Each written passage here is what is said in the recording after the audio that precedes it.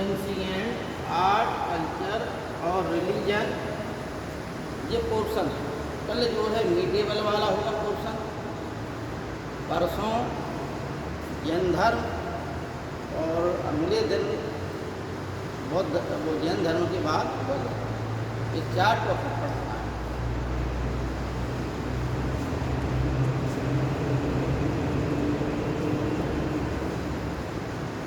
आप तारीख कितनी है? 31/8/2023।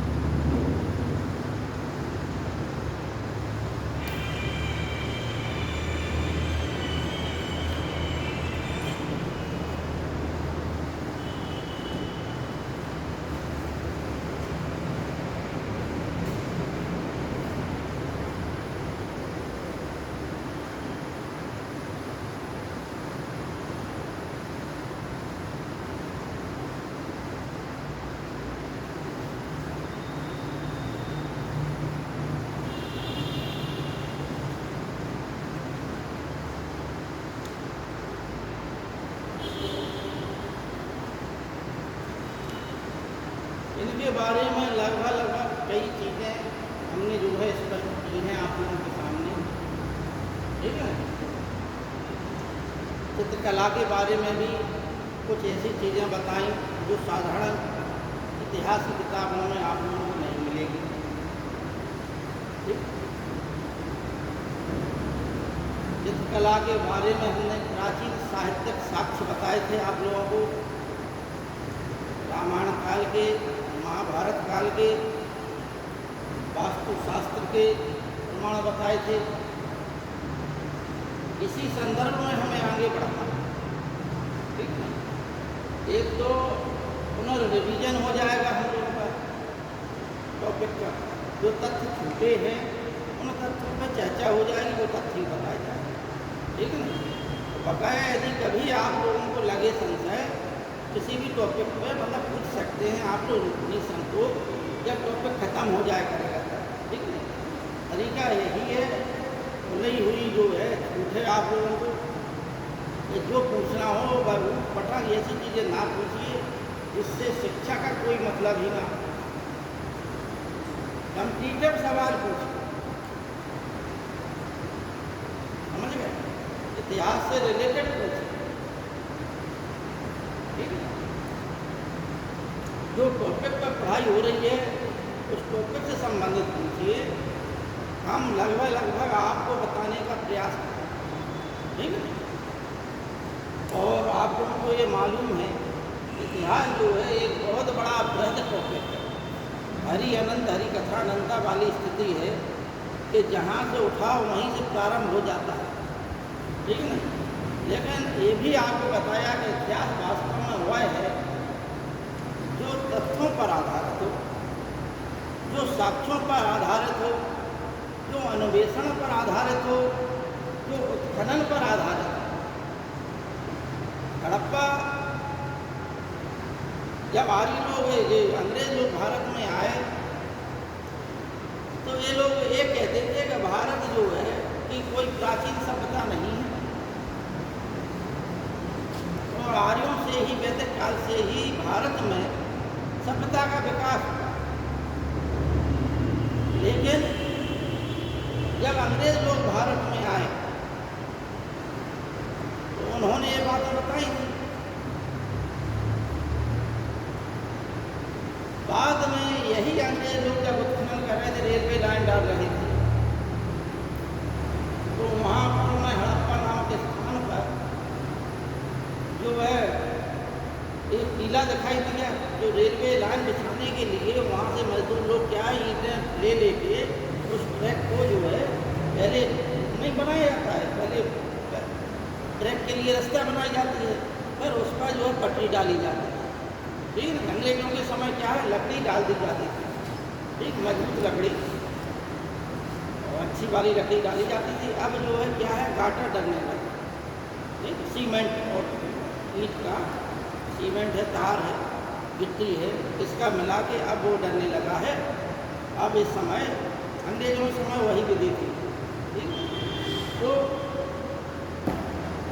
इन लोगों ने जब ये चीज़ें, चार्ल्स मैसन नामक व्यक्ति था जिसने सर्वप्रथम जो है हड़प्पा टीलों को देखा था, उसने इस बात की सूचना जो है भारतीय पुरातत्व विभाग के अध्यक्ष उस समय शायद जॉन मार्शल थे, उनको दी। जॉन मार्शल के निर्देशन में दयाराम साहनी ने हड़प्पा नामक स्थल की 1921 में खुदाई प्रारंभ कराई और वहाँ पर एक प्राचीन सभ्यता के प्रमाण मिले, जो कि आज से क्या मतलब उस समय जो है ईसा पूर्व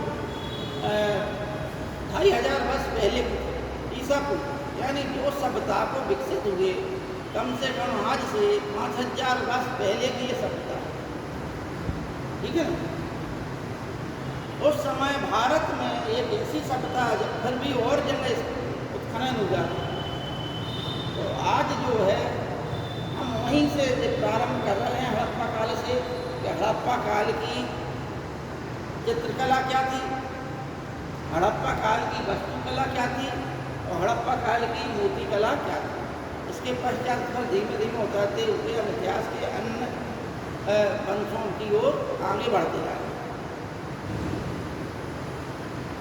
तो यहाँ हड़प्पा में जब खुदाई हुई,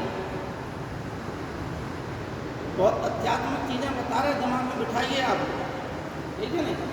परीक्षा में एक प्रश्न आता है, पूछा जाता है, इंटरव्यू में पूछे जाते हैं, बस इसलिए ध्यान से आप लोग सुने कि किसी भी सभ्यता को जब उद्घाटित होती है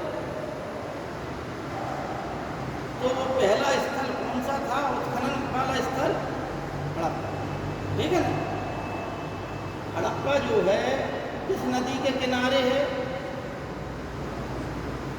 रावी नदी के, ठीक है ना। तो हमने नवपाषाण काल में आप लोगों को क्या बताया, ये बताया था कि नवपाषाण काल के मनुष्य जो है कृषि करने लगे थे, आगी का प्रयोग करना जानते थे, पहिए का चाक का प्रयोग करना जानते थे, ठीक है ना। और नदी किनारे बस गए थे, क्योंकि उन्हें जो है कि बाढ़ के पश्चात जो नई भूमि छोड़ जाती है नदी, ठीक है। भूगोल में आप लोगों ने पढ़ा होगा मृदा के प्रकार, पढ़ा है ना, मृदा पढ़ा है क्यों, देखो 288 बच्चे हैं यूपीएस, ठीक है ना। भारत में कंपटीशन क्या है आपको, भीड़ तंत्र बहुत, ठीक है ना। 288 बच्चों में से इतने याद 80 भी नहीं आ रहे, मुश्किल से रेगुलर जो है 10, 12, 15 रेगुलर, ठीक है। ऑनलाइन में ज़्यादा से ज़्यादा 10 जोड़ते थे, ज़्यादा से ज़्यादा ऑनलाइन। एक नीलम त्रिपाठी लड़की थी जो रेगुलर जुड़ी, अब जो भी हो है ना, ये लड़की जो है रेगुलर जुड़ी ऑनलाइन क्लास में, क्योंकि उसमें आ जाता है ऑनलाइन में कि कौन कौन बच्चे जुड़े। लेकिन और बच्चे जो है कोई कभी जुड़ रहा, कोई कभी जुड़ रहा, अच्छा फिर कभी कभी जुड़ के जो है आउट हो जाते थे, है ना। अब होता क्या है कि टॉपिक के दौरान कई ऐसी चीज़ें आती हैं कि जो आपके लिए बड़ी महत्वपूर्ण चीज़ें हैं और वही सब मिस हो जाती है ना। कहावतें हैं कि बूंद बूंद साधेगा तो द्वारे हाथी बांधेगा। ज्ञान भी वही प्रक्रिया है कि आप एक एक जो है एक एक दिन सीखेंगे तो एक दिन विशाल ज्ञान का संग्रह इकट्ठा होगा, तो तभी आप अच्छे कंप्यूटर हो जाएंगे, ठीक है। दर्शन में कहा गया है कि विचार ही विश्व पर राज करते हैं, विचार ही विश्व पर राज करते हैं। अगर आपके पास आइडियोलॉजी होगी, विचार की होगी, तो आप जो है जितनी अच्छी विचार की होगी उतने आप बड़े विद्वान होंगे और आपकी विचार की ही आपको आगे बढ़ाएगी। नरेंद्र दामोदर दास मोदी भी जो हमारे वर्तमान प्रधानमंत्री हैं, स्पीच देते हैं तो लगता है कि हाँ ज्ञान है, किसी भी विषय पर बोले तो झलकता है, तो वो व्यक्ति डिजर्व करता है। अगर आपके पास विचार की नहीं होगी हर विषय की, तो आप क्या बोलेंगे? अगर आपको पद भी दे दिया जाए, तो खड़ा कर दिया जाए इसी विषय पर, तो आप क्या संबोधित करें? ठीक है। तो विचार की कब पनपती है?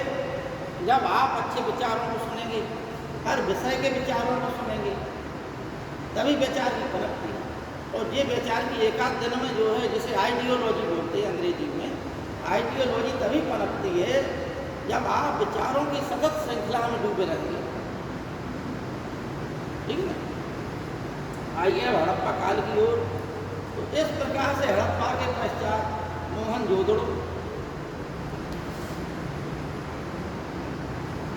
मोहनजोदड़ो की खुदाई हुई। अतः धीमे धीमे कर जहाँ जहाँ गणित टाइप की स्थान मिले वहाँ वहाँ पर उत्खनन हुआ और एक सभ्यता जो है संसार के सामने आई। बेटा बैठो, ठीक है ना। और वह सभ्यता प्राचीन समय की मेसोपोटामिया सभ्यता। देखिए, मेसोपोटामिया सभ्यता का बार बार संदर्भ आता है, ठीक है ना। आप लोगों में से हाथ उठा दे, मेसोपोटामिया सभ्यता के संबंध में आप लोगों में से कोई कुछ जानता है?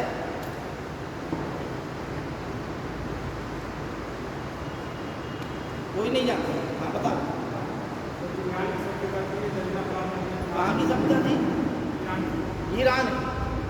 ठीक। दूसरी बात, नजरा फरात की सभ्यता। ठीक, वेरी गुड। हाँ, ठीक है ना। बैठ जाओ। एक चीज़ ध्यान दोगे, ये जो मेसोपोटामियाई सभ्यता है वो इराक की सभ्यता के नाम से जानते हैं, ईरान की नहीं। ठीक है ना। अब भाई हम इस सभ्यता को देखते हैं तो इस सभ्यता और सिंधु घाटी सभ्यता में क्या अंतर है? वो एक ग्रामीण सभ्यता थी और शहरी सभ्यता भी थी, समझना, मेसोपोटामिया सभ्यता। लेकिन सिंधु घाटी की सभ्यता एक विकसित नगरीय सभ्यता थी। ठीक, यानी यहाँ पर जो नगर बसाए गए वो नगर कैसे थे? प्लेन्ड सिटी, यानी प्लान कर सुनियोजित नगर। समझ गए? आप अपने घर को बनवा रहे हैं, आपने प्लॉट ले लिया, हम घर बनवाना है, तो आप सबसे पहले क्या कहते हैं? आप सबसे पहले नक्शा बनवाएंगे कि नहीं? ऊबड़ खाबड़ कहाँ जैसा बनवा देंगे? ऊबड़ खाबड़ कब बनता है? जब आपने किसी भूमि पर कब्जा कर लिया। चलो पहले जो है कि एक आध कमरा बनवा लो, तो उसके आसपास वे चीज़ें विस्तारित करते जाओ, यानी झाड़ो फूको कब्जा करते चले जाओ, बढ़ाते जाओ अपना क्षेत्र। तो वो क्या है कि वो जो है बिना प्लानिंग का। लेकिन प्लानिंग वाला क्या है? प्लानिंग वाला वो शहर होता है जहाँ का हर चीज़ व्यवस्थित है। हमारे देश में भी कुछ शहर जो है प्लान करके बसाए गए। भुवनेश्वर है, जयपुर है, ये शहर जो है प्लान करके बसाए गए। ठीक है ना। अभी अगर आपको नज़दीक में अगर किसी प्लेन्ड सिटी बोलते हैं, सुनियोजित नगर, अगर उसका उदाहरण देखना है तो कुछ उदाहरण जो है, कुछ चीज़ें आपको ग्वालियर में मिल जाएंगी। तो वहाँ पर आज भी, हालांकि वो जो है प्लान्ड सिटी नहीं है, ठीक है ना, क्योंकि वो किले के आसपास बसा हुआ है। ठीक है।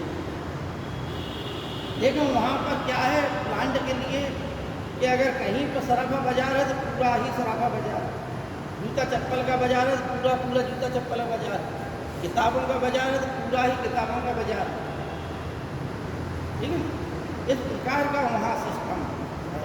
लेकिन जो जयपुर बसा है, भुवनेश्वर बसे हैं, इन्हें जो है प्लान करके बसाया। यहाँ पर ठीक उसी प्रकार से सिंधु घाटी सप्ताह के नगर जितने भी थे उनके जो उत्खनन के पश्चात ये साक्ष्य मिले हैं कि इनको जो है सुनियोजित तरीके से बसाया गया। ठीक। अब मेसोपोटामिया सप्ताह की देन क्या है भाई? बार बार हम तुलना कर रहे हैं मेसोपोटामिया, लेकिन हम यही नहीं समझे कि है क्या मेसोपोटामिया। तो मेसोपोटामिया में 3 सप्ताहें पनपी थी, एक सप्ताह के पश्चात दूसरे के पश्चात तीसरी।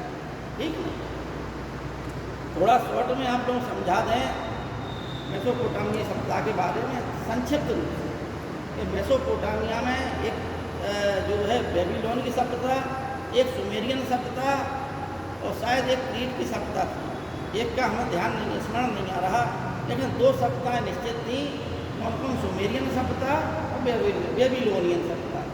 ठीक, इन तीनों सभ्यताओं को मिलाकर ही हम जो है मेसोपोटामिया की सभ्यता कहते हैं, क्योंकि ये तीनों सभ्यताएँ इराक के आसपास ही पनपी। दजला फरात नदी घाटी में पनपी, दजला और फरात 2 नदियाँ हैं, इनके आसपास ही पनपी, इसलिए इसे दजला फरात नदी घाटी सभ्यता भी कहते हैं। समझ गए? जिस प्रकार से हड़प्पा सभ्यता को जब उत्खनन हुआ तो ज़्यादातर स्थल जो है सिंधु नदी किनारे मिले, इसलिए जॉन मार्शल ने इस सप्ताह का नाम क्या दे दिया? सिंधु घाटी सप्ताह। क्या नाम दे दिया था? सिंधु घाटी की सप्ताह, क्योंकि यह प्रारंभिक इसके स्थल जो है सिंधु घाटी नदी के आसपास ज़्यादा मिले, इसलिए यह सप्ताह क्या हो गई? सिंधु घाटी की सभ्यता। ठीक, और सिंधु नदी ही जो है भारत की पश्चिमी सीमा से जुड़ी हुई नदी थी। इसी के आधार पर सिंधु से सेंडव शब्द बना, ठीक है नहीं, इंडस शब्द बना और हिंदव शब्द बना। सिंधु ही नदी से ये शब्द बने हैं, ठीक है नहीं। फारसी लोग इसको जो है साकोहा बोलते थे, इसलिए हिंदू कहने लगे। और सिंधु नदी के इस पार रहने वाले लोग क्या होगा? हिंदू भाषा। जो तथ्य हैं वो बता रहा है। आज जो है कि जो आर्य लोग हैं उन्हें जो है जो हिंदू धर्म को मानते हैं, उन्हें मतलब वैदिक धर्म को, सनातन धर्म को मानने वाले लोग हिंदू हो गए, लेकिन वास्तव में ये शब्द जो है किसने दिया था? ये शब्द जो है ईरानियों ने दिया। ईरानियों को प्राचीन समय में फारसी कहा जाता, पर्शियन कहा जाता, ठीक है ना। यहाँ भी आर्यों की एक बहुत बड़ी जो है शाखा थी। इनका भी प्राचीन जो है जैन अवेस्ता नामक ग्रंथ था, जिस प्रकार से ऋग्वेद का ग्रंथ है। ऋग्वेद आर्यों का प्राचीन ग्रंथ है, उसी प्रकार से जैन अवेस्ता जो है ईरानियों का प्राचीन ग्रंथ है। वहाँ पर वही देवता हैं जो आर्यों के ऋग्वेद के देवता हैं, लगभग वही देवता हैं, शब्द भी मिलते जुलते हैं, ठीक है नहीं। भाषा विज्ञान से अगर हम तुलना करें तो जो पिता शब्द है तो सब भाषा में थोड़े बहुत परिवर्तन के पश्चात पूरे संसार में लगभग एक ही शब्द है। पिता से पितृ शब्द से ही संस्कृत में कौन सा शब्द है? पितृ, ठीक है नहीं। पितृ शब्द से ही धीमे धीमे करके थोड़ा बहुत अपभ्रंश होता गया। अन्य देशों में चाहे जर्मनी हो, चाहे लैटिन भाषा हो, चाहे जर्मन भाषा हो, चाहे इंग्लिश भाषा हो, चाहे वो अरबी फारसी भाषा हो, धीमे धीमे करके उसमें क्या हो गया? उसी शब्द का अपभ्रंश होते होते पितृ शब्द से ही पिता के लिए पर्याय बना। हम हिंदी में भी पिता को, पितृ को क्या बोलते हैं? पिता बोलते हैं। पिता से पितर, पितृ हैं, पाटर और फादर, इस प्रकार से जो है शब्द अपभ्रंश होते हुए बढ़ता चला गया, ठीक है ना। अब मेसोपोटामिया सभ्यता और सिंधु घाटी सभ्यता में हमने क्या बताया कि वो दजला फरात 2 नदियों के किनारे बसी हुई सभ्यता, ठीक है ना। और सिंधु घाटी सभ्यता सिंधु नदी के किनारे, प्रारंभिक स्थल सिंधु नदी किनारे, लेकिन बाद में जब स्वतंत्रता के पश्चात जब उत्खनन किया गया, भारत को जब स्वतंत्रता मिल गई तो पहले ज़्यादातर स्थल जो है पाकिस्तान तरफ उत्खनित किए गए, जहाँ जहाँ गढ़ी क्षेत्र दिखाई दिया, ठीक है ना, वहाँ पर एक किया गया। अच्छा, सिंधु घाटी सभ्यता में वास्तु शास्त्र की दृष्टि से एक चीज़ आप लोग समझ लीजिए, यहाँ पर जैसे हम लोग नक्शे में बनाते हैं, इस प्रकार रीजनिंग पढ़े होंगे आप लोग, सब कम्प्यूटर में, ठीक है नहीं। रीजन में क्या पढ़ते हैं? पूरब, पश्चिम, उत्तर, दक्षिण पढ़ते हैं रीजन में सब लोगों ने। थोड़ा बहुत इतना तो डायरेक्शन वाले सवाल आते हैं। तो वहाँ पर क्या है, पूरब तरफ क्या है? नगर क्षेत्र। पश्चिम तरफ गढ़ी क्षेत्र। ये क्या हो गया? गढ़ी क्षेत्र। ये क्या हो गया? नगर क्षेत्र। ज़्यादातर जो है सिंधु घाटी सभ्यता के जो स्थल हैं वो इस प्रकार से दो भागों में बटे। एक आध दो स्थल जो है, जैसे लोथल है, उसका नगर क्षेत्र और गढ़ी क्षेत्र एक ही, अलग अलग है। गढ़ी क्षेत्र का मतलब जहाँ पर नगर से ऊंचा एक टीला होता था, उस टीले पर कोई किला बना होता था। उस किले में सब प्रकार से जैसे राजा लोग रहते हैं, राजा है, पुरोहित है, वो प्रकार की अवधारणा थी। यानी वो एक उठा हुआ क्षेत्र था, किला टाइप, ठीक है ना। वो था क्या? गढ़ी क्षेत्र। किस तरफ को? पश्चिम। मोहनजोदड़ो हो, हड़प्पा हो, चंदूदड़ो हो, कालीबंगा है, धौलावीरा। धौलावीरा तो ऐसा स्थल है जो, धौलावीरा कहाँ पर है? गुजरात। ठीक। धौलावीरा के तो 3 क्षेत्र हैं, यानी एक गढ़ी क्षेत्र और 2 नगर क्षेत्र। ठीक। इस प्रकार से नगर जो है सुनियोजित तरीके से बसाए गए, प्लान करके कि सड़कें जो है कैसे जाएं, नालियाँ किस प्रकार से जाएं, मकान कैसे व्यवस्थित किए जाएं। लेकिन अभी हम जो है इसकी चर्चा कर रहे हैं मेसोपोटामिया की। जब मेसोपोटामिया सभ्यता समझेंगे तो हमें अपनी सभ्यता का एहसास हो जाएगा, ठीक है ना। भाई आप पहलवान हो, बहुत बड़ा, लेकिन जब आप जो है संसार के पहलवानों से आपकी तुलना होगी, भारत में आप कितना भी बड़ा रिकॉर्ड बना लें, लेकिन जब आपको जो है वैश्विक प्रतिस्पर्धा में उतार दिया जाए तो आप वहाँ खुश हो जाएंगे। क्योंकि अपने लोगों में तो शेर हो, लेकिन वहाँ आपको सवा शेर मिलेंगे, वहाँ बड़े बड़े पहलवान मिलेंगे। अगर उनको आपने पटकनी दे दी तो आप फिर वास्तव में सवा शेर हैं। अपने देश में रिकॉर्ड बनाने में कोई बड़ी वो नहीं है।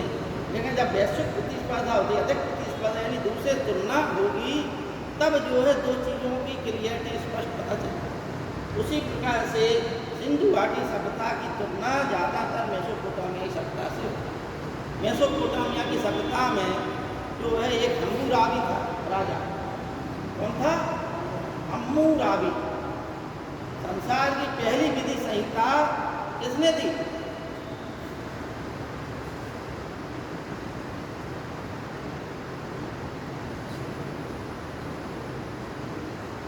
पहली लिखित विधि संहिता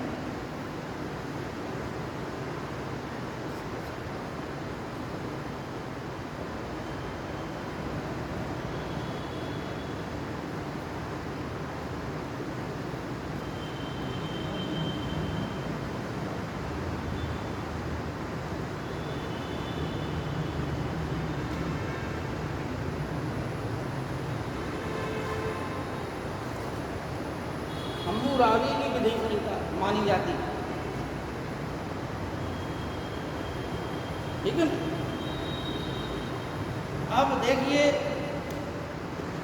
इसमें क्या पता चला। ये एक पत्थरों पर, मिट्टी की तख्तियों, पत्थरों पर नहीं बल्कि मिट्टी की तख्तियों पर लिखी जाती है, ठीक है ना।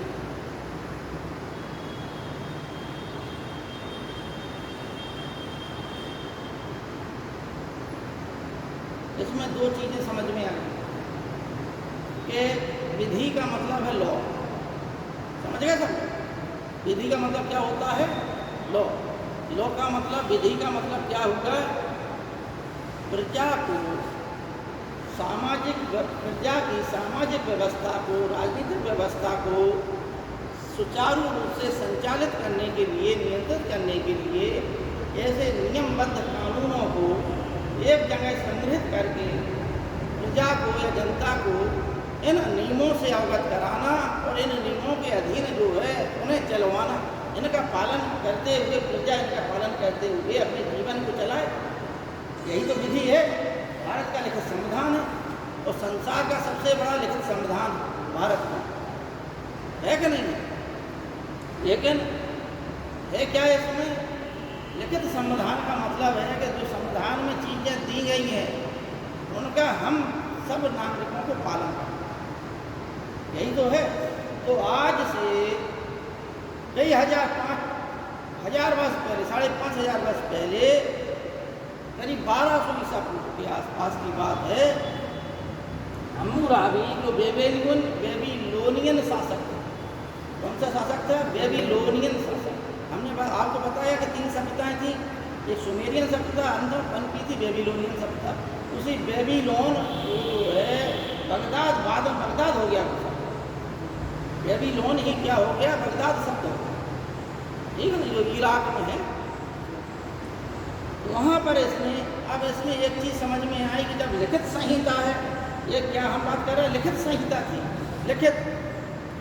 लिखित का मतलब है कि उस समय लिपि का विकास, समझना बात, लिखित है वो पढ़ी पठनीय है, इसका मतलब है कि उस समय वहाँ लिपि का विकास इतना हो गया कि लोग बाग उसे आसानी से पढ़ सकते थे।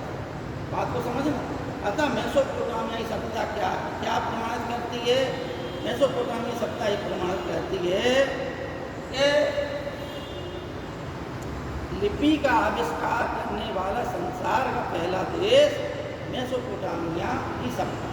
अगर कोई सभ्यता है जिसने लिपि का आविष्कार किया तो वो कौन सी सभ्यता थी? मेसोपोटामिया।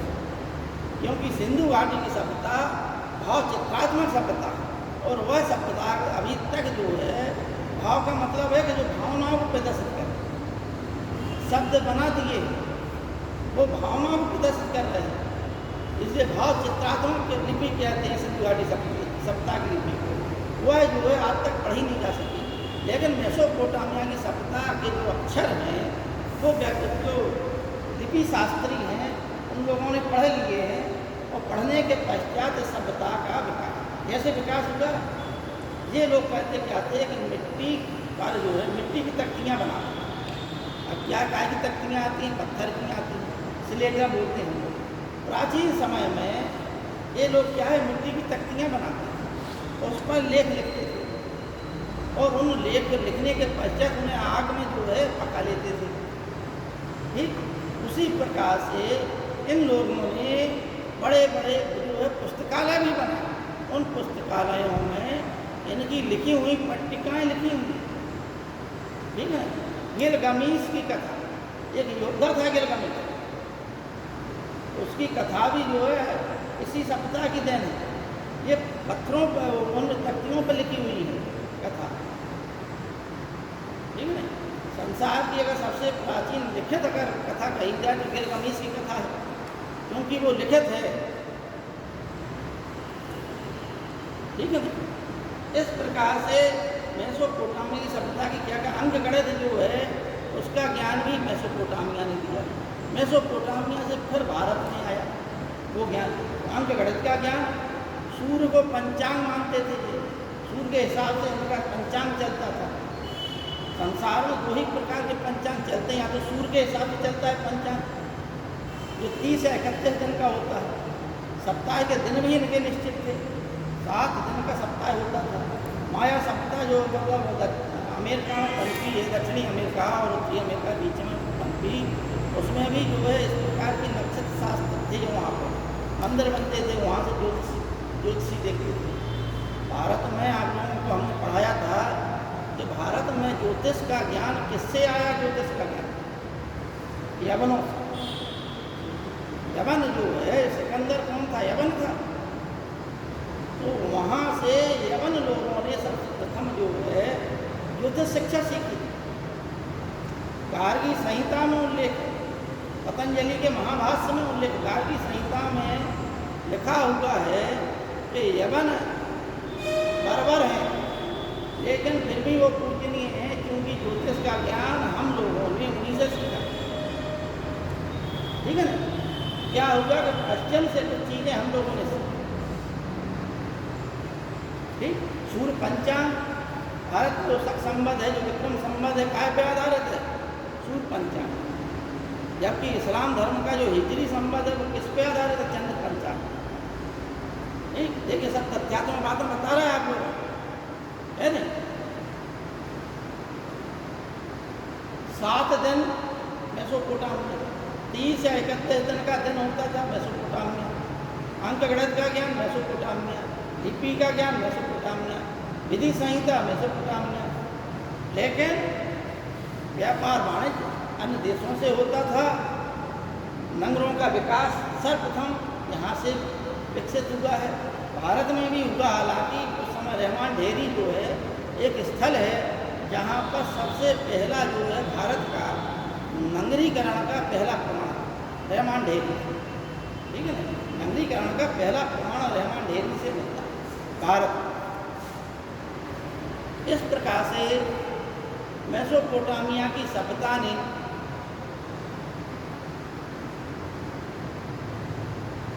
हमें इन चीज़ों का ज्ञान दिया। सिंधु घाटी सभ्यता, जब बेबीलोन की सभ्यता यानी मेसोपोटामिया की जो तीसरी सभ्यता थी, बेबीलोन की सभ्यता, जब वो अपने चरम उत्कर्ष पे थी, उसी समय भारत की सिंधु घाटी सभ्यता बेबीलोन की सभ्यता के समकालीन थी। उस समय सार्गन नामक एक शासक था जिसके यहाँ जो है भारतीय व्यापारी जाते थे। उसकी जो है लिखित पट्टिकाएँ मिलती हैं जिसमें जो है 2-3 देशों का मगन, ये 2-3 देशों का नाम मिलता है उसमें।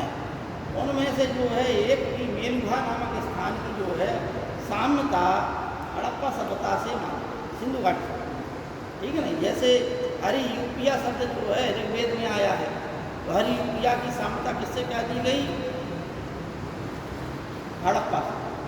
ऋग्वेद में हरि यूपिया शब्द आया है।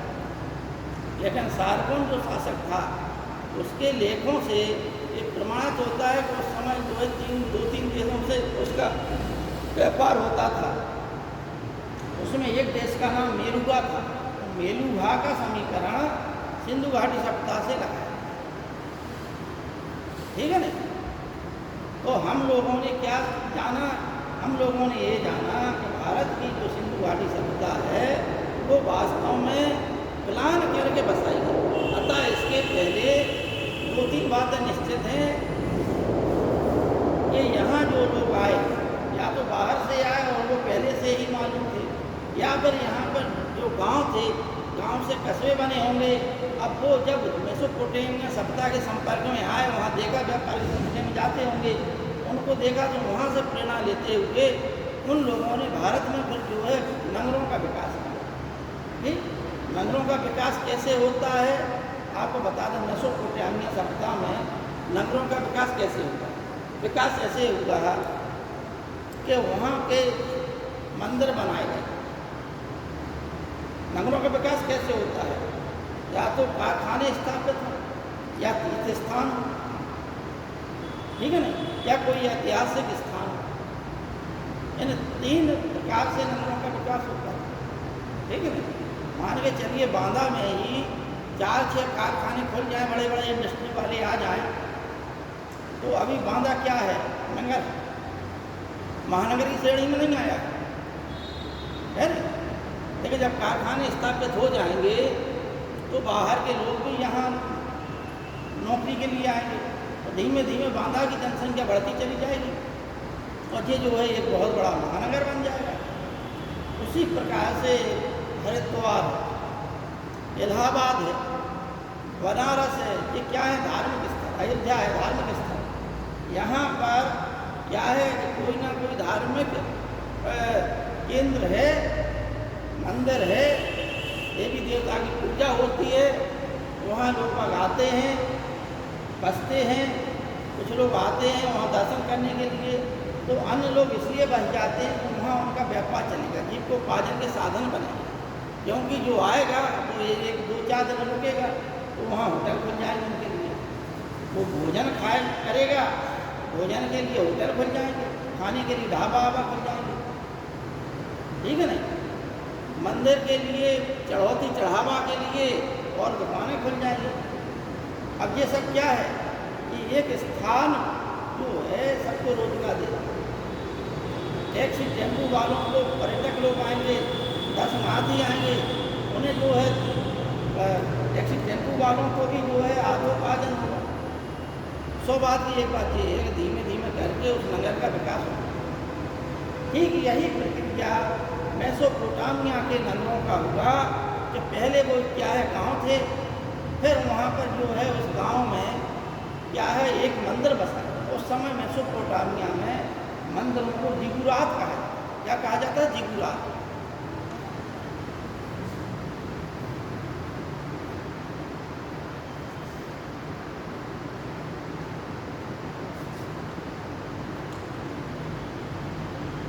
हम लोग मंदिर कहते हैं, ठीक है नहीं, अंग्रेज लोग इसे टेम्पल कहते हैं। इस्लाम वाले जो है उनके जो तीर्थ स्थल हैं वो मस्जिद है, ईसाइयों का गिरजाघर है, उसी प्रकार अन्य धर्म में कुछ ना कुछ हैं, चैत्य हैं, स्तूप हैं, ये सब स्थल है। ये मंदिर थे। यहाँ जो है ऊंची पहाड़ी पर एक मंदिर बसा दिया, और है निनिवे है आदि नगर वहाँ स्थापित, बहुत से नगर स्थापित। क्यों? ये की वजह से मंदिर की वजह। मंदिर ऊंचे स्थान पर बसा गया, उसके आसपास जो है लोग बाग बसते गए और एक बहुत बड़ा नगर विकसित हुआ। लेकिन सिंधु घाटी सप्ताह में, अब आइए सिंधु घाटी सप्ताह, तो सिंधु घाटी सप्ताह की बहुत सी चीज़ें जो हैं आज भी संसार के लिए आप स्मरण, क्योंकि संसार को सिंधु घाटी सप्ताह ने क्या दिया? सुनियोजित। ठीक, सफाई की एकदम सही व्यवस्था, सड़कें एक दूसरे संक्रमण पर काटने वाली, यहाँ से जाइए घर को टर्न हो जाइए, घर को हो जाइए, घर को चले जाओ, एक दूसरे संक्रमण पर काटने वाली। रोड है, जो मकान है, मकान जो है रोड पर दरवाजे नहीं खुलते थे, गलियों में दरवाजे खुलते थे, ठीक है ना। प्रत्येक मकान भी 1 मंजिला, 2 मंजिला, 3 मंजिला तक के मकान मिले। इनसे ये पता चलता है कि समाज में विभेदीकरण की भावना थी, वो एक कमरों वाले भी मकान मिले। इससे ये पता चलता है समाज में विभेदीकरण था। जो पैसे वाले थे वो बड़े मकानों में रहते थे, आज भी वही स्थिति है, ठीक है ना। श्रमिक वर्ग है वो नगर से दूर रहता था, उनकी कोठरियाँ बनी होती थी, अन्नागार मिले हैं, वहाँ अन्न कूटने वाले को मिले हैं प्रमाण। इनसे प्रमाणित होता है कि वहाँ जो है कोठरियाँ मिली हैं, तो ये पता चलता है कि यहाँ श्रमिक लोग रहते हैं, उनके काम करते हैं, उनके रहने के लिए बने होंगे कमरे। अब मकान में क्या होता है? हर मकान में लगभग एक आंगन था।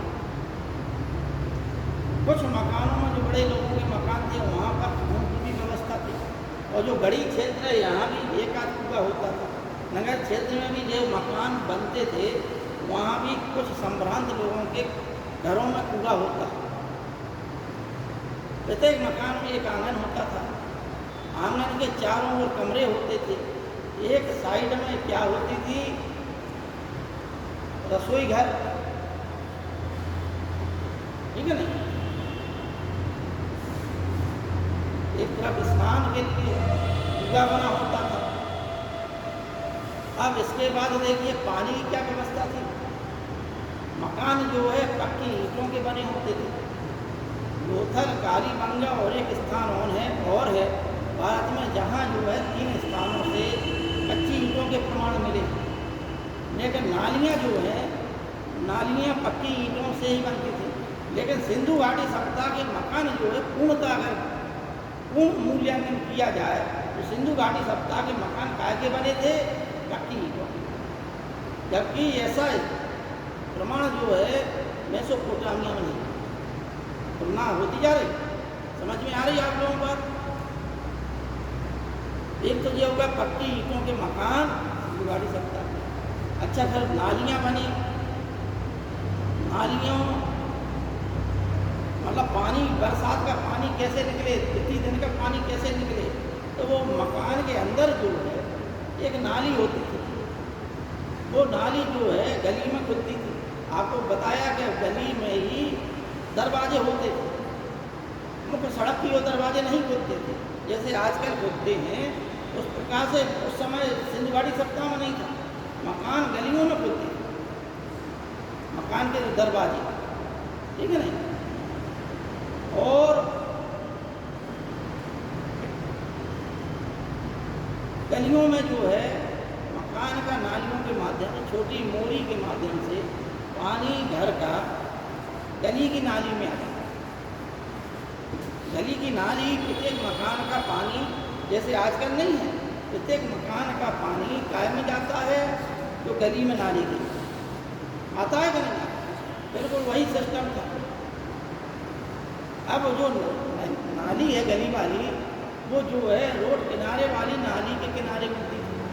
छोटी नाली रोड किनारे वाली बड़ी नाली में, तो आज भी वही सिस्टम में देखिए, सिंधु घाटी सप्ताह वाला सिस्टम आज भी है।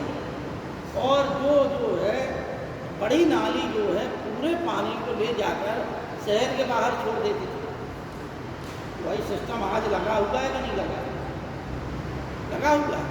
आज सिर्फ एक चीज़ जरूर हो गई है कि पानी की उपलब्धता कम हो गई। अभी हम ही जो है इतने बड़े बूढ़े नहीं हो गए, लेकिन हमारे समय पे भी अभी अभी देखते हुए जिला जालौन में 40 फुट पर पानी था, अब 80 फुट पर पानी पहुँच गया। उस समय पानी की उपलब्धता कितनी थी आप लोग अनुमान लगाइए, जहाँ खो तो वहाँ पानी, मतलब 2-4 हाथ में पानी होगा। समझ आ गई बात? नदियाँ जो है बहुत ऊंचाई पर बहती होंगी, इसलिए बाढ़ की ज़्यादा समस्या रही होगी। क्योंकि मोहनजोदड़ो का जब उत्खनन किया गया तो मोहनजोदड़ो में जो है पता चला कि 7 बार नदी की बाढ़ आई, 7 बार नगर बसा। तो उसके नीचे क्योंकि पानी जब खुदाई करते चले गए तो पानी का स्तर आ गया नीचे, तो वहाँ पे नीचे जाना मुश्किल हो गया। नहीं और खुदाई होती तो पता चलता और भी समस्या रही होती। इससे जो है जॉन मॉरिसन ने ये कहा कि मोहनजोदड़ो नगर का जो विनाश सिंधु नदी की बाढ़ के कारण, क्योंकि 7 बार उसमें जो है बाढ़ आती, तो बाढ़ के साथ क्या आता है, पतली पतली रेत आती है कि नहीं आती, पतली वाली मिट्टी आती है। तो वही मिट्टी जो है जम गई और उसी के ऊपर फिर दूसरी बार फिर मकान बन गए, मकान उजड़ गए बाढ़ के कारण, फिर नगर बस गया उसी को। इसलिए उन स्तरों के आधार पर उत्खनन होता चला गया, पता चला कि सिंधु नदी की बाढ़ 7 बार नगर को नष्ट की, क्योंकि पानी की उपलब्धता थी। व्यापार जो है नदियों से भी होता था और स्थल मार्ग से भी होता था। अब सिंधु घाटी सभ्यता में वास्तुकला हमने बता दिया आप लोगों को, ठीक है ना। अब आइए मूर्तिकला। मूर्तिकला के लिए 2-3 प्रश्न आते हैं, आपके साक्ष्य बहुत से मिले। उस समय ये लोग सिंधु घाटी सभ्यता के लोग मिश्रित धातु का प्रयोग करें, ठीक है ना। यहाँ पर मोहनजोदड़ो से एक कांस्य नृत्य की प्राप्ति, कहाँ से कांस्य नृत्य की?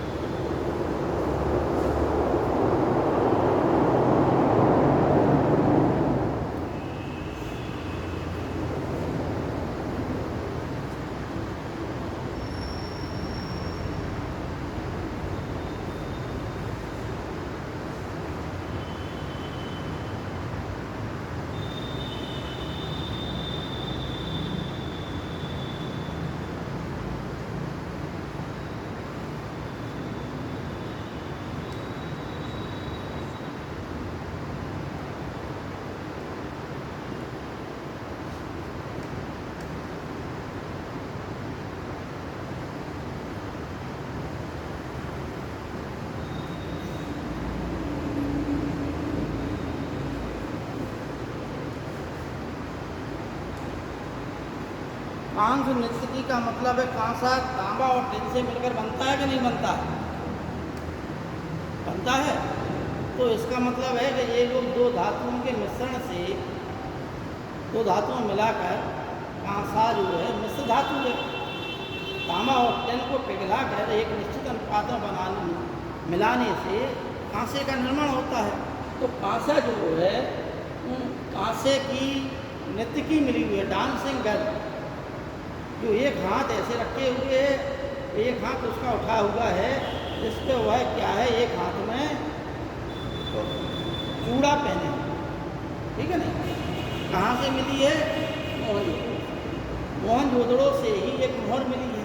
अच्छा, आप लोग बता दें कि मूर्तिकला के क्षेत्र में प्रारंभिक साक्ष्य मोहनजोदड़ो से अधिक मात्रा में मिले। देखिए, तांबे की, सोने, चांदी, लोहे का साक्ष्य नहीं मिला। सोने के आभूषण मिले, चांदी के आभूषण मिले, कांसे के भी मिले, और कांसे की मूर्तियाँ मिली हैं, पत्थर की मूर्तियाँ मिली हैं, और मिट्टी की मूर्तियाँ मिली हैं, और धातुओं की भी मिली। ठीक, अब मूर्तियों पर का ध्यान दें सबसे पहले, तो वहाँ पर मूर्तियाँ दो प्रकार के मिली हैं। एक मानव की मूर्तियाँ, दूसरी पशु पक्षियों की मूर्तियाँ। समझना बात को आप। मानव की मूर्तियाँ ठोस हैं। मानव की मूर्तियाँ क्या हैं? ठोस। पशु पक्षियों की मूर्तियाँ कैसी हैं? खोखली, ठोस नहीं। एक तथ्य समझ में आ गया सबको। ज़्यादातर मूर्तियाँ काय की मिलती हैं? मिट्टी की, जिसे हम क्या बोलते हैं? मृण्म मूर्ति। क्या बोलते हैं?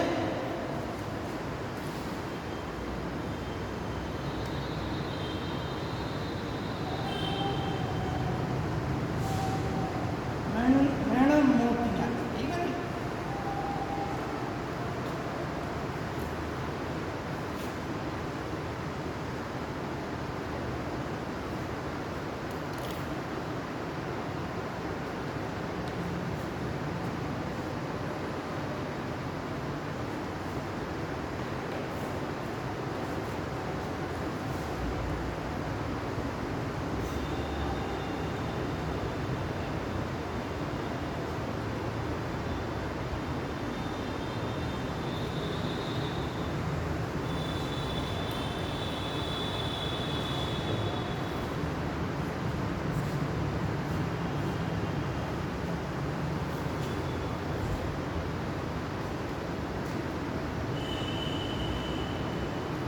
अब इन मिट्टी की मूर्तियों की हमने दो बातें बता दी आप लोगों को।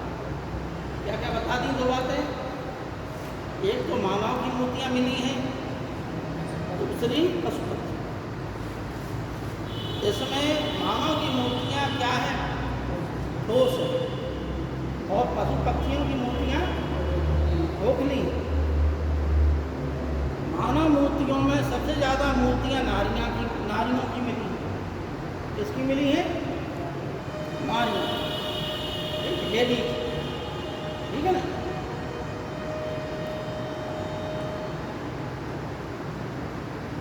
अब जो लेडीज मिली हैं मूर्ति, वो लेडीज मूर्तियाँ भारत में जो सैंधव स्थल हैं वहाँ से नहीं मिली। वो सब ज़्यादातर कहाँ से मिली हैं? वो सब जो है पाकिस्तान में जो सैंधव सभ्यता के स्थल हैं वहाँ से मिली, लेकिन अधिक संख्या मिली। अतः इससे एक प्रमाणित होता है कि सिंधु घाटी सभ्यता के लोग नारियों को अधिक सम्मान देते थे। नारियों का समाज में अधिक ऊंचा स्थान था, बराबरी का स्थान रहा होगा, और समाज में जो है नारियों को की ही चलती थी परिवार। जब परिवार में नारियों की चलने लगे, नारियां ही मुखिया हो जाएं, तो उस सभ्यता को हम बोलते हैं मातृ प्रधान सभ्यता। एक पितृसत्तात्मक सत्ता होती है, एक मातृ सत्तात्मक सत्ता होती है। मातृ सत्तात्मक सत्ता उसे कहते हैं जहाँ माता ही संचालक होती है, ठीक है ना? और जहाँ पिता संचालक हो, जैसे आर्य सत्ता थी। आर्य सत्ता क्या थी? पितृसत्तात्मक। जहाँ परिवार का पुरुष मुखिया जो जितना बड़ा बुजुर्ग होगा वह जो है संयुक्त परिवार प्रथा थी, जबकि यहाँ पर क्या थी? एकल परिवार प्रथा। सिंधु घाटी सभ्यता में नंगरों का जो देखते हैं हम, वो एकल ही ज़्यादा मिलता है। आज भी देख लीजिए, आज भी सिंधु घाटी सभ्यता के चीज़ों का हम अवलोकन करें तो आज से तुलना कर लें हम लोग, तो देखिए आज भी नगर बसे हुए। नगरों के अंदर जो घर हैं, उन घरों में ज़्यादातर घरों में आज के वर्तमान समय में महिलाओं की ही चल रही है, उन्हें नौकरियां भी मिल रही हैं, समाज में स्थान है। बिना लेडीज के परामर्श के पुरुष जो है अधिकांशतः अपना कोई निर्णय नहीं ले सकता।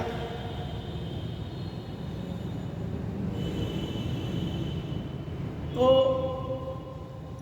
मूर्तियों में हमने क्या सीखा कि मूर्तियों में एक तो मानवाकृत मूर्तियाँ, पशु पक्षी। मानवाकृत मूर्तियाँ कैसी थीं? ठोस। पशु पक्षियों की मूर्तियाँ कैसी थीं? खोखली। मानवाकृत मूर्तियों में नारी मूर्तियाँ ज़्यादा मिली हैं, और वो भी कहाँ से मिली? पाकिस्तान वाले सैंधव स्थलों से। भारत वाले स्थलों से बहुत कम मिली है, एकाध स्थल से मिली है। ठीक है नहीं? ये काय के संबंध में हमने सीख लिया, मेरे मूर्तियों संबंध में। अब देखिए पत्थर की मूर्तियाँ मिली हैं। ठीक, पत्थर की मूर्तियों में दो मूर्तियाँ ज़्यादा महत्वपूर्ण हैं। एक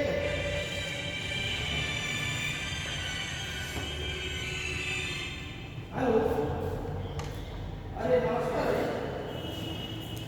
अरे स्वतंत्र का यहाँ पे नहीं हो सकता है, ये कहना पड़ेगा।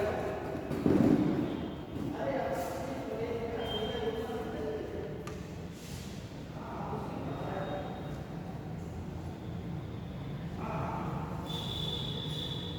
ये कहने वाला यार आप क्या उसके बाद नहीं हम कर लेंगे। ठीक है, नमस्कार।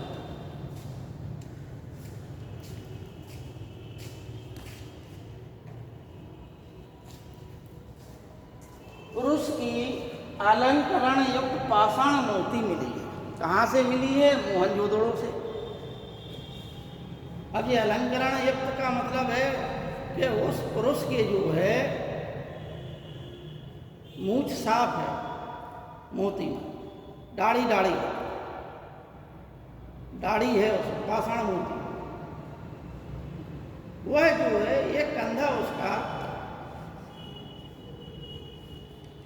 खुला हुआ है, एक कंधा ढका हुआ है। अलंकरण युक्त जो है शॉल ओढ़े हुए है, एक वस्त्र ओढ़े हुए, जिसकी तुलना हम साल से कर सकते। ठीक है नहीं? जिसमें लगभग उसका बायां कंधा ढका हुआ है, दाहिना कंधा जो है खुला हुआ है। ठीक, इस प्रकार का उसकी मूर्ति मिली है। कहाँ से मिली है? मोहनजोदड़ो से। ठीक, एक चीज़ समझ ली हमने, काय की मिली है? पाषाण की, पत्थर की। इसका मतलब ये है कि उस समय पत्थर की मूर्ति कला अपनी विकसित अवस्था में थी। यहाँ तक कि मोहनजोदड़ो से कांस्य नृत्य की मिली है, जो पूर्णतः अपने एकदम मतलब साफ सुथरी है, पूरी व्यवस्थित रूप से मिली है। इसका मतलब है कि ये लोग उस समय उच्च कोटि की धातु की मूर्तियाँ बनाने में भी दक्ष थे। यही प्रमाणित होता है। जब अच्छी मिली है तो इसका मतलब है कि ये लोग उस समय मूर्तियाँ बनाने में भी, धातु की मूर्तियाँ बनाने में भी सिद्धहस्त थे। ठीक, एक जो है पुरुष धड़ हड़प्पा से मिला है, मतलब उसमें सर नहीं है, लेकिन उसका थोड़ा सा पेट निकला हुआ है और मसल से युक्त है।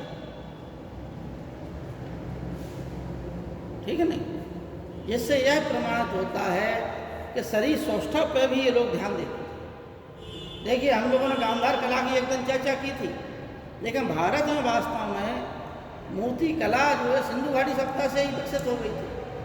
कुछ विदेशी लोग जो है हर चीज़ में भारतीयों पिछड़ा हुआ दिखा देते हैं।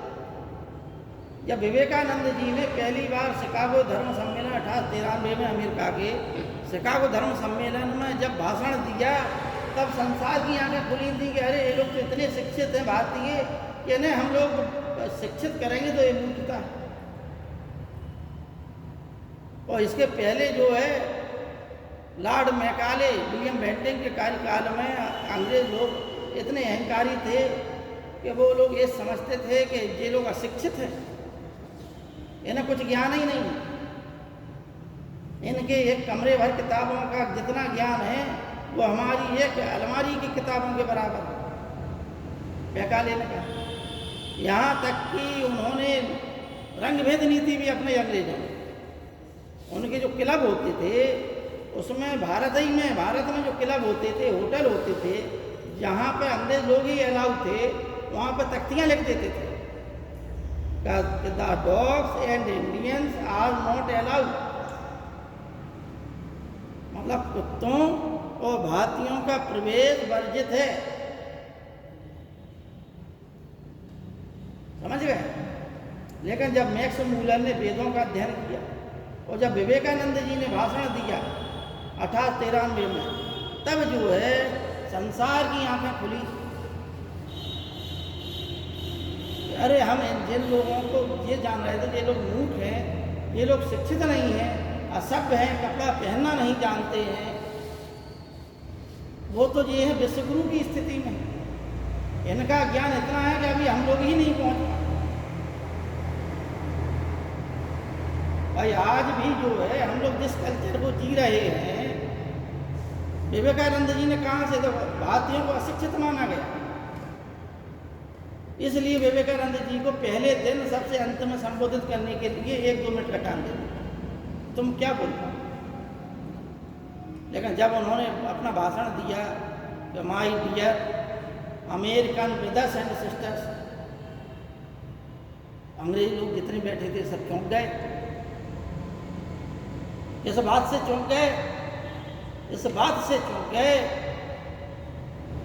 शब्द को समझना, my dear American brothers and sisters, मेरे प्यारे अमेरिकन भाइयों एवं बहनों। अब जो भाइयों एवं बहनों वाला शब्द है, ये लगाव वाला शब्द है, ये आत्मीयता वाला शब्द है, ये भारतीय संस्कृति वाले शब्द है। हम लोग, हमारी संस्कृति सिखाती है कि कोई भी हमसे अलग नहीं है। हमारी संस्कृति हमें वसुधैव कुटुंबकम की नीति सिखाती है कि सारा संसार ही हमारा परिवार है, कुटुंब है। तो हम किसी व्यक्ति को अन्यत्र किस रूप से संबोधित करें? हम तो उसे परिवार के एक सदस्य के रूप में ही तो संबोधित कर सकते हैं।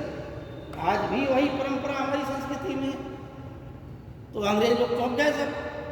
भाई वो आज भी जो है खाली उनके माता पिता होते हैं, उनके ब्रदर खास होते हैं, उनके सिस्टर होते हैं, बकाया कोई होता ही नहीं है रिलेशन में। तो ये जो है संस्कृति, अंग्रेज लोगों ने इन्हीं चीज़ों को जो है कि हर चीज़ को, कला संस्कृति को भी, हर चीज़ को बहुत छोटी दृष्टि से देखा। अब देखिए सिंधु घाटी सभ्यता जब हम पढ़ा रहे हैं, इतनी मोटी किताब है एक सिंधु घाटी सभ्यता को।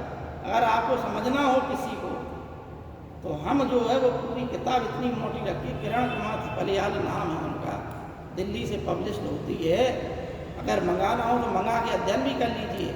उसको पढ़ने के बाद फिर आपको कहीं भी सिंधु घाटी सभ्यता अलग से नहीं पढ़ना, मैं चित्रों को उसमें दिखाया,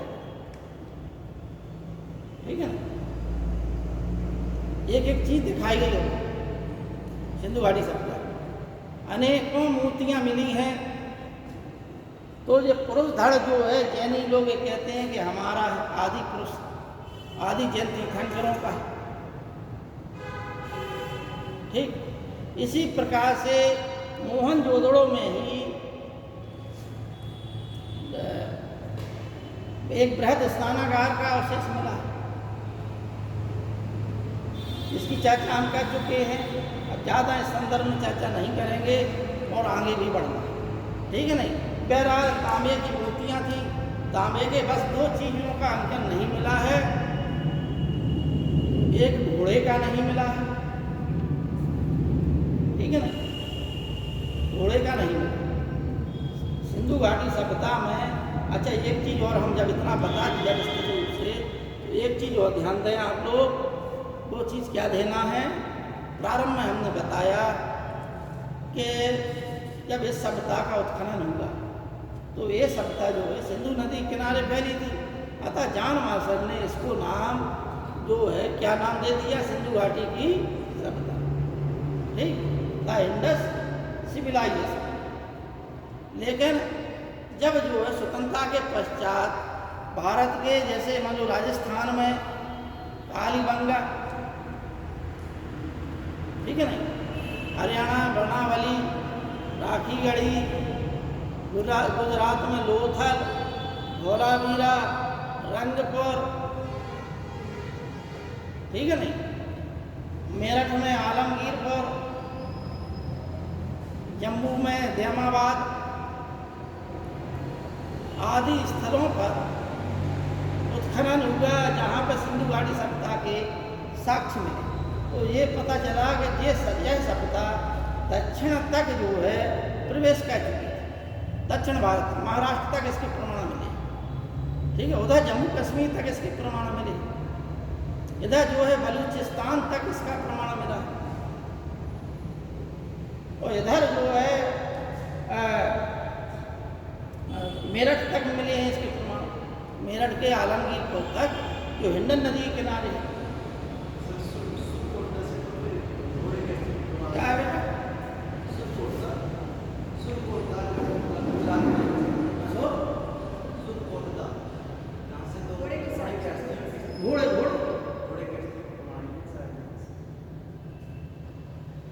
घोड़े की अच्छा अस्थियों की तो सुरकोटदा था। हाँ, सुरकोटदा से जो है घोड़े की अस्थियों के प्रमाण मिले।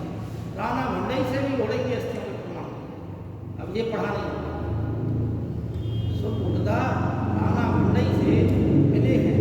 और एकाध स्थल और ऐसा बनावली है जहाँ से घोड़े की जो है मेंढ मूर्ति मिली। लोथल का ना, लोथल नहीं, तो ये प्रमाण नहीं, ठीक है ना। यहाँ पर लेकिन एकाध जगह पे मिले हैं, फिर भी ये लोग जो है लोहे से अपरिचित थे, घोड़े से अपरिचित, एकाध प्रमाण मिले हैं, ठीक है नहीं। तो इस आधार पर सिंधु घाटी सभ्यता का निरूपण हो गया। सिंधु घाटी सभ्यता के पश्चात फिर जाकर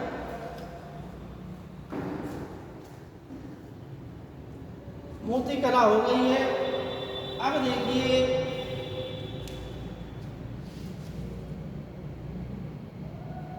वैदिक काल।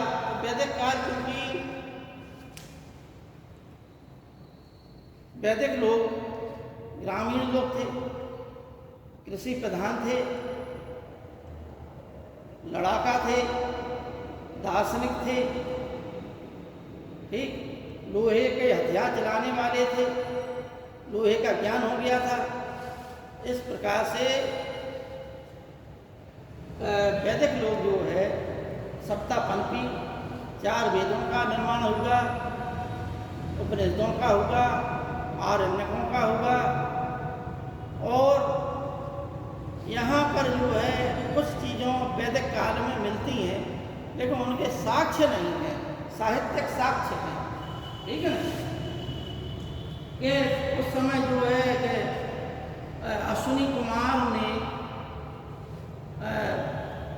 कोई जो है, आज ये लोग समुद्र में डूब रहे थे, 100 नौकाओं वाली एक जहाज बनाया, और उस जहाज पर उन लोगों को तो तुंज के पुत्र भुज्जू का उल्लेख मिलता है, जिसको अश्विनी कुमारों ने बचाया, ठीक है नहीं।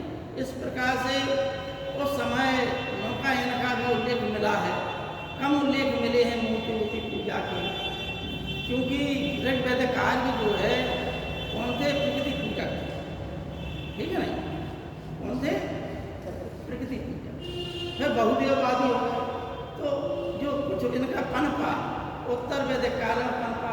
उत्तर वैदिक काल में अनेकों बुराइयाँ प्रवेश कर गई, यज्ञ आ गए, यज्ञों में बलियाँ होने लगी। अतः जो है 6ठी शताब्दी ईसा पूर्व में बौद्ध और जैन धर्म का उस समय जो है अनेकों धार्मिक लोग थे।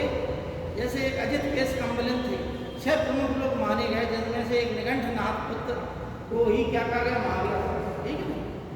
अब आइए हम लोग कला की दृष्टि से सबसे ज़्यादा विकास 6ठी शताब्दी ईसा पूर्व के पश्चात बौद्ध धर्म के संबंध, तो मौर्य काल देखेंगे हम लोग, ठीक है ना। क्या होगा कि महात्मा बुद्ध की कला की दृष्टि से बता रहे हैं, बौद्ध धर्म पढ़ाएंगे तो फिर बताएंगे। महात्मा बुद्ध का अगर एक एक चीज़ का अध्ययन किया जाए, एक एक पात्र का अध्ययन किया जाए तो बहुत बड़ा चैप्टर हो जाता है। अगर आप लोगों ने पूछा जाए अंगुलीमाल कौन था, ठीक है नहीं, आम्रपाली कौन थी, सबका जीवन परिचय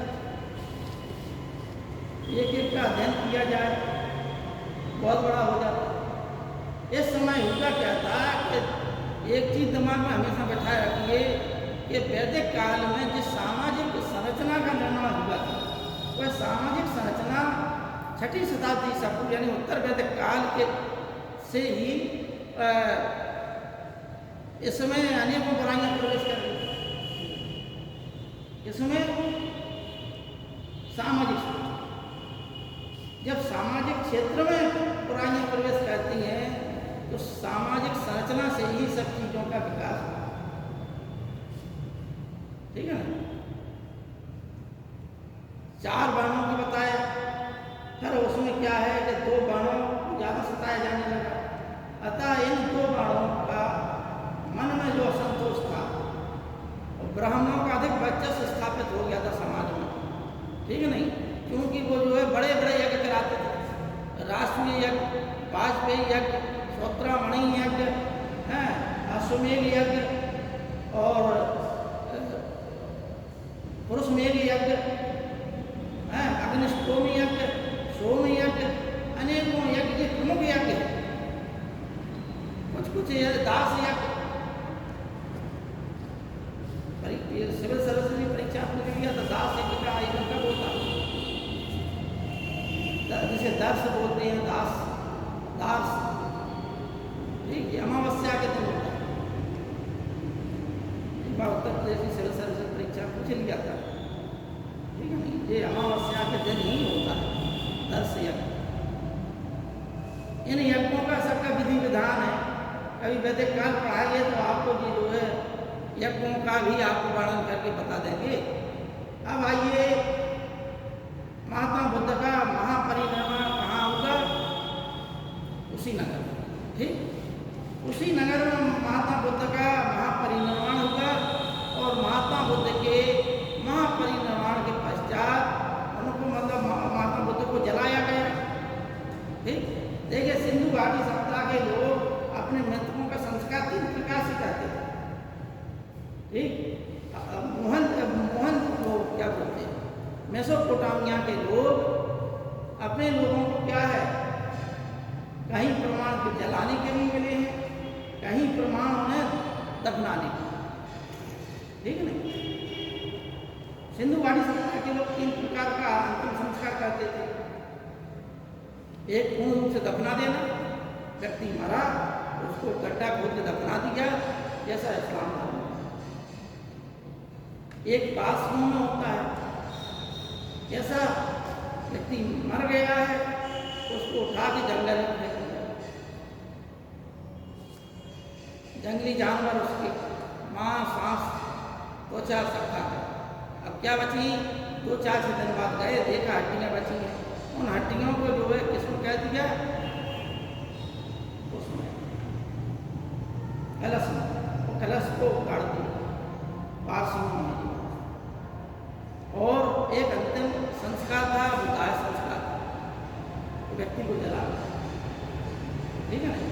जलाने के लिए भी ये लोग जलाते थे, और कहीं कहीं पे ये भी व्यवस्था थी, जलाने के पश्चात राख और हड्डियाँ उनकी जो है कलश में रख के गाड़ देते थे, ठीक। इसलिए ऋग्वेद काल में एक शब्द इस्तेमाल हुआ है, स्तूप। अग्नि की जो प्रज्वलित वो चिनगारियाँ होती हैं उनको स्तूप कहा। अंत में यह स्तूप शब्द जो है एक ऊंचे उठे हुए स्थान के लिए आ गया, ठीक है नहीं, जिसमें व्यक्ति को जला दिया जाए, उसके ऊपर कोई चीज का निर्माण हो जाए, उसको स्तूप कहा जाने लगा। यह जो स्तूप शब्द है जिसे हम पूर्वांचल बोलते हैं, पूरब तरफ को, वहाँ ये प्रथा थी, पश्चिम तरफ नहीं, ठीक है नहीं। ये चीजें बहुत कम मिलेंगी आपको किताब सुनने को, ठीक है ना।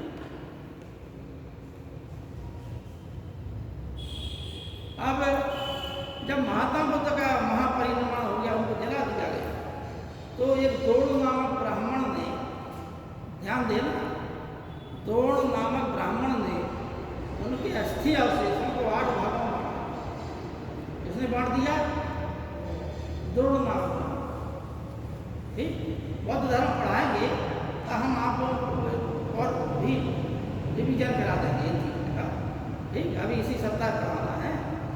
उसमें जो है उस समय के 8 प्रमुख लोग थे। मगध का अजातशत्रु, वैशाली के लिच्छवी, राम ग्राम के कोलिये कौन थे? कोलिये गणराज्य की ही माता थी, माता बुद्ध की। ठीक है नहीं, राम ग्राम के कोलिये हो गए, अलकप्त के बुली हो गए। ठीक, और उसी नारा के मन, बाबा के मन। ठीक, और बेठद्वीप के ब्राह्मण, एक बेठद्वीप नामक स्थान था, वहाँ के ब्राह्मण थे। इस प्रकार से ये जो है 8 भागों में बांट दिया गया। समझ गए? अब 8 भागों में बांटने के पश्चात बाद में जब 8 भाग बट गया, क्या किया उसने कि एक कलश में, एक घड़े में जो है माता बुद्ध की राख को और हड्डियों को उसने जो है भर लिया, इसने द्रोण में। और 8 लोग इकट्ठे हो गए थे। 8 लोगों को माता बुद्ध के अस्थि अवशेष देता गया। इसके बाद जब बंटवारा हो गया, इसके पश्चात कौन पहुंच गया? पिपली बन के मौर्य पहुंच गए। नीचे तो चंद्रगुप्त मौर्य होगा बात। ठीक है नहीं, उन्होंने कहा कि भाई हमें भी महात्मा बुद्ध के अवशेष चाहिए। तो जो राख बची थी वो राख जो है उन्हें दे दी गई। अब जिस घड़े को जो है उसने बंटवारा किया था, जो कलश, उस कलश को उसने जो है स्वयं उसके ऊपर स्तूप बना दिया। तो स्तूप जो है माता बुद्ध के महापरिनिर्वाण के तुरंत पश्चात 10 स्तूप बना। सांची का स्तूप, भरत का स्तूप, ये सब स्तूप, अमरावती का स्तूप, काले के चैत्य, ये जो है सारनाथ बनारस में है, गया में है, बोध गया में, बिहार में ज़्यादा स्तूप पाए गए, है नहीं। प्रारंभ में इनको 10 भागों में बांट दिया और इनके ऊपर स्तूप बना दिया। स्तूप जो है, स्तूप का मतलब क्या होता है? चूहा। और स्तूप ज़्यादातर कैसे बने हैं? उल्टे कटोरा, कटोरा उल्टा कर दो कैसा आ जाएगा? ऐसा आ जाएगा, आ जाएगा। तो एक चबूतरे को ऊंचा उठाकर, मिट्टी के धरातल को उठाकर उस पर कटोरे टाइप की संरचना कर दी। किसी ने पत्थरों से बना दिया इसको, यहाँ पर जो है रख दी गई चीज। किसी ने सोने की मंजूषा में रख दी, किसी ने किसी में रख दिया, किसी ने घड़े में रख दिया, किसी ने पात्र में रख दिया। माता बुद्ध के इन अवशेषों को रखकर इन पर जो है 8 भागों में बटा हुआ था। एक भाग 8 में से फिर जो है कलश किसने ले लिया? द्रोण ने, तो 9वां भाग हो गया। और राख किसने ले ली? मौर्य बन के पिपलियों ने, पिपली बन के मौर्यों ने। तो कितने हो गए भाग? 10। तो 10 जो है स्तूप बन गए माता बुद्ध। ठीक है ना? ये जो है पूजा तक थे। स्तूप जो है 4 प्रकार के थे, पूजा तक, उद्देश्य और जो है पारमार्थिक। इस प्रकार से 4 प्रकार के बनाए गए थे। पूजा तक का मतलब है कि जो माता बुद्ध की पूजा से संबंधित है। ठीक है ना? एक जो है माता बुद्ध के शरीर पर, शरीर से बनाया गया स्तूप। जैसे ये जो बनाया गया ये क्या से पार्थिव स्तूप, ये उनके शरीर से जुड़े हुए थे। अच्छा, इसके पश्चात हुआ क्या कि जब जो है सम्राट अशोक शासक बना तो उसने इन सब स्तूपों में उत्खनन करवा दिया, खुदाई करवा दी, क्योंकि वो बौद्ध धर्म का अनुयायी हो गया था। और उसने 84,000 स्तूप बनवाए। इन्हीं चीज़ों से जो भी अवशेष मिले उसे, इन अवशेषों पर जरा जरा से अवशेषों को उसने पूरे देश में 84,000 स्तूप खड़े कर दिए। तो सम्राट अशोक को 84,000 स्तूपों का निर्माता कहा जाता है। ठीक है ना? अब आइए मौर्य काल में की वस्तुकला, मौर्य काल की मूर्ति कला। तो यहाँ पर मौर्य काल में यक्ष यक्षिणियों की मूर्तियाँ मिलने लगी, धातु की मूर्तियाँ मिलने लगी। लेकिन विशेष काल मौर्य काल में क्या विशेष महत्वपूर्ण है? मौर्य काल की विशेषता है अशोक के स्तंभ, अशोक के गुहाभिलेख, अशोक के शिलालेख। शिलालेख महत्वपूर्ण चीज नहीं है, क्योंकि ना वो वास्तुकला की चीज है, ना ही वो स्थापत्य कला की चीज है। वो एक पत्थर पर लिखा दिए गए, ना वो मूर्ति कला की चीज है। अब भाई गुहाभिलेख मतलब उसमें क्या है? ये वास्तुकला की चीज हो गई। गुफाओं को काट कर सम्राट अशोक ने बिहार के गया जिले में बराबर और नागार्जुनी नामक पहाड़ियाँ हैं। राजगीर जिले में, बिहार के राजगीर जिले में बराबर और नागार्जुनी नामक पहाड़ियाँ हैं। कौन कौन सी पहाड़ियाँ? बराबर और बहुत देना प्रकट हुआ है बेटा।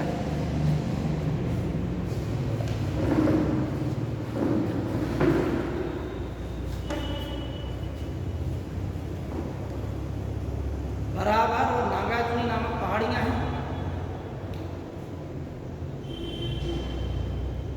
इन बराबर पहाड़ियों पर 4 गुफाएं हैं, ठीक है नहीं? 3 गुफाएं नागार्जुनी पहाड़ी पर 1.5 किलोमीटर दूर बराबर पहाड़ी से नागार्जुनी पहाड़ी है, उस पर 3 गुफाएं। तो नागार्जुनी पहाड़ी पर जो 3 गुफाएं हैं, उसका निर्माण अशोक के पौत्र दशरथ ने किया था, और उसने भी उपाधि देवा नाम प्रिय धारण की थी, ठीक है नहीं? समझना बात, ये परीक्षा में आता है कि अशोक के किस उत्तराधिकारी ने देवा नाम प्रिय उपाधि धारण की थी? अशोक के पौत्र दशरथ ने देवा नाम प्रिय उपाधि धारण की थी। और नागार्जुनी पहाड़ी पर उसने 3 गुफाएं बनवाई थी, जो आजीवक संप्रदाय के उपासकों को उसने दान दे दी, उनके लिए दे दी, ठीक? कल थोड़ा सा हम आप लोगों को आजीवक संप्रदाय के बारे में बताते हैं, ठीक है नहीं? अब हम बात कर रहे थे बराबर पहाड़ी की। बराबर पहाड़ी पर 4 गुफाएं मिलती हैं, जहां पर 3 गुफाएं सम्राट अशोक ने बनाई थी आजीवक संप्रदाय के साधुओं को दान देने के लिए। वहां पर उस पहाड़ी पर पहाड़ को काट कर गुफाएं बना दी गई, और उस पर इस प्रकार का लेप लगा दिया गया कि आज भी वो लेप चांदी की तरह चमकता है। वो लेप जो है पत्थर पर इस प्रकार चमकता है कि वो अद्वितीय चीज समझ में आती है। आज भी एक लेप होता है उस समय प्राचीन काल, ठीक है नहीं? जैसे चंद्रगुप्त विक्रमादित्य या चंद्रगुप्त द्वितीय विक्रमादित्य का मेहरौली स्तंभ लेख है, लौह स्तंभ, ये लोहे का है, और दिल्ली में मेहरौली नाम के स्थान पर है, कुतुब मीनार के पास में, ठीक है ना? मेहरौली नाम के स्थान यहाँ पर है। यहाँ 64 योगी का मंदिर था दिल्ली में, यहीं पर है जहाँ पर इसने ये बनवाया था चंद्रगुप्त विक्रमादित्य द्वितीय ने। आज भी जो है खुले आकाश के नीचे खड़ा होता है, तो हमेशा बरसात धूप सब चीजें सहन कर रहा है, लेकिन उसमें जंग नहीं लगी, तो उस पर भी लेप लगा हुआ। तो हम, लेकिन ये गुप्त काल की बात है, हम मौर्य काल की बात बता रहे हैं। सम्राट अशोक ने 3 गुफाएं बनाई थी, जिसमें से एक गुफा का नाम सुदामा गुफा और एक गुफा का नाम कर्ण चौपड़ गुफा। सुदामा गुफा ज़्यादा महत्वपूर्ण है, और उसकी यही विशेषता है कि आजीवक संप्रदाय के लोगों को दी गई। अशोक के स्तंभ जो लेख हैं, उनकी विशेषता, स्तंभ लेखों की विशेषता आप लोग समझ लें कि अशोक के जो स्तंभ लेख हैं, वो एक ही पत्थर को काट कर बनाए गए। एक ही पत्थर को लगभग 12 फीट तक की इनकी लंबाई है स्तंभ लेखों की, और एक ही पत्थर को काट कर उसमें कलाकृतियाँ बनाई गई हैं, ठीक है नहीं? जो सारनाथ में भी एक सिंह शीर्ष स्तंभ मिला है, वो भी स्तंभ लेख स्तंभ है, जहाँ पर 4 श्वेत पीट करके बना गए। ये अशोक के शासन काल के अंतिम वर्ष का है, जबकि अभी जो है किसी परीक्षा पूछा गया था कि सारनाथ, उसमें ऑप्शन ही नहीं था, और फिर भी सिंह शीर्ष स्तंभ था, यानी 4 सिंह जो है एक दूसरे के पीट करके बैठे हुए हैं, ठीक है नहीं? वह स्थिति और कैसा उसमें, तो वह सांची से भी एक मिला है, वहाँ से भी इसी प्रकार का वही प्रमाण मिला। अंतर क्या है यहाँ पर जो है, देखो आपने बता हम इसलिए लाए थोड़ी सी दिखा दें आपको, चैप्टर खत्म करें।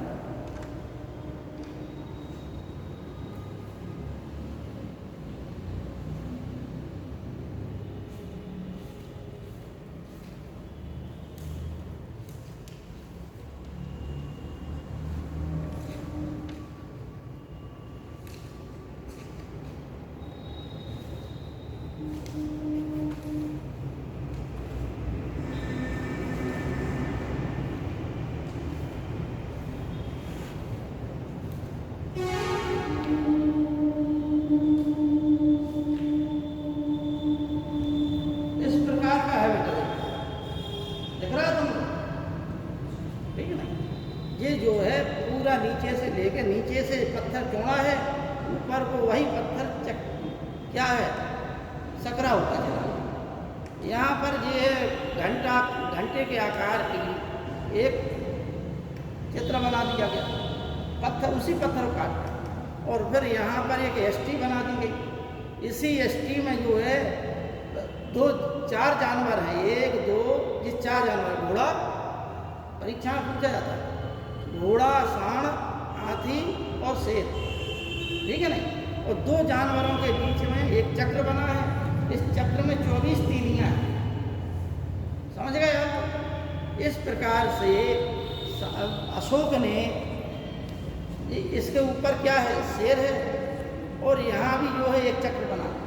ये धर्म चक्र प्रवर्तन का महात्मा बुद्ध का संदेश देता है, ठीक है ना। इसी प्रकार जिस प्रकार इसमें शेर बना हुआ है, ये सारनाथ से मिला है, ठीक।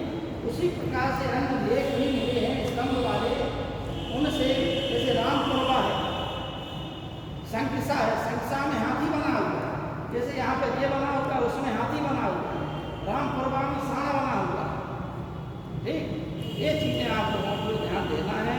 शरीर स्वस्थ अच्छा है। चुनार के पत्थर का, चुनार में जो खदान है पत्थरों की, वहाँ से ही वो पत्थर मंगा कर सम्राट अशोक के कलाकारों ने बनाया है। यहाँ पर ये जो स्तंभ है जो नीचे वाला, उतनी ऊपर का दे दिया उन्होंने, इस पर जो है इस प्रकार का लेप कर दिया गया, कोई पेंटिंग थी जिससे इस पत्थर में आज भी चमक करता है, समझ गया। इस बार दिल्ली टोपरा है, दिल्ली टोपरा वाला है, एक है प्रयाग वाला, प्रयाग कौशाम्बी वाला स्तंभ, ये सम्राट अशोक के थे, जिन पर जो है दिल्ली टोपरा वाला अकेला जो शायद तुगलक के समय जो है टोपरा से दिल्ली तक लाया गया था, उसी अकेले पर 7 स्तंभ लेख हैं। बकाया जो और स्तंभ लेख मिले हैं उन पर 6 ही लेख लिखे, 7वां लेख किसे मिलता है अकेला, दिल्ली टोपरा। दिल्ली टोपरा वाले को रोहसाद तुगलक ने हरियाणा के अम्बाला जिले से खुदवा कर अपने दिल्ली स्थित महल के सामने खड़ा था। आज भी वो उसी स्थान पर, इसलिए इसे क्या बोलते हैं, दिल्ली टोपरा से कहा, ठीक है बच्चे। आज इतना ही आपने बताया कि क्योंकि इतिहास है, जहाँ बढ़ जाओ वहाँ बढ़ जाओ, ठीक है नहीं। एक एक चीज़ जो है समझाना पड़ती है, थोड़ा मेसोपोटामिया सभ्यता में लग गया था, कल पढ़ाएंगे तो इसी से आगे बता देंगे कुछ। और जो है कल मीडिएवल है, तो मध्यकालीन सल्तनतकालीन स्थापत्य कला, तो वहाँ पर मकबरे, मस्जिदें और महल, ये 3 चीज़ें मध्यकाल की जो हैं वो बनी हैं। उनकी अलग अलग क्या विशेषताएं थी, परीक्षा की उपयोग की दृष्टि से क्या थी, उसी में हम जो है मौर्यकाल का कुछ पढ़ा देंगे आपको पहले आधे घंटे में, और 1 घंटे में वो वाला चैप्टर, ठीक है नहीं। मौर्यकाल गुप्त काल तक ही ज़्यादा हमारा जो है स्थापत्य कला, वास्तुकला और मूर्ति कला। देखिए हरिहर, अर्धनारीश्वर, ब्रह्मा विष्णु की अवधारणा, पुराणों का संकलन, ये सब चीज़ें जो किस काल तक हो गई थी, गुप्त काल में ही ये सब अवधारणा विकसित हुई, ठीक है, मंदिरों का निर्माण हुआ, नागर शैली का विकास भी गुप्त काल से माना जाता है। ठीक, इसके पश्चात फिर जो है नागर मूर्ति कला की, ये मंदिर निर्माण शैली की 3 शैलियाँ बनी थी जो हम पढ़ा चुके हैं, नागर शैली, पेशा शैली और द्रविड़ शैली। ठीक है, आज इतना ही।